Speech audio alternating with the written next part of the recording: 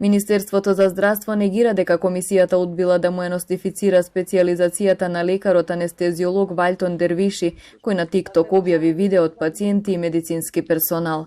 За Телма вела дека на 10 октомври 2014 поднел барање до Министерството за здравство, специјализацијата завршена на Универзитетот во Приштина да му се ностифицира, пошто му била побарана дополнителна документација.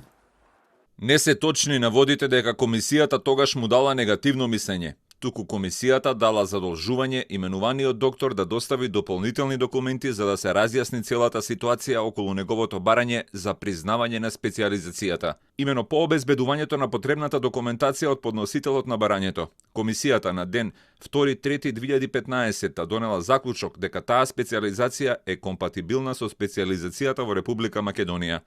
Согласно тој заклучок, изготвено е решение за признавање на таа специјализација, подпишано од тогашниот министер за здравство. Во тоа време Министерството за здравство го водеше Никола Тодоров, кој ставил подпис на специјализацијата на Дервиши. Дел од медиумите пишуваа дека специјализацијата ги немала потребните подписи од комисијата, но Тодоров ги демантираше овие наводи и вели дека ставил проформа подпис. Неофицијално анестезиологот и претходно несовесно се однесувал. Информација која ја добил и министерот Меджити, но не била потврдена. Меджити вели дека во Тетовската болница не била формирана дисциплинска комисија за да го санкционира.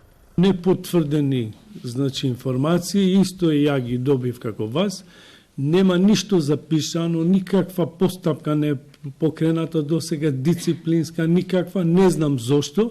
Тоа што можам да споделам со вас, до пред 2 недели немало ниту дисциплинска, замислете, комисија во таа болница. Не знам зошто така било. Од сега натаму, со мене во Министерство за здравство и со мојот тим, работите веќе нема вака да продолжи. Ке се решат ист момент и најстрого ке се санкционира. Лекарската комора поведе постапка за времено одземање на лиценцата за работа на анестезиологот, кој е во притвор бидејќи ги снимаше пациентите во гинеколошкото оделение и видеото го емитуваше во живо на социјалната мрежа TikTok.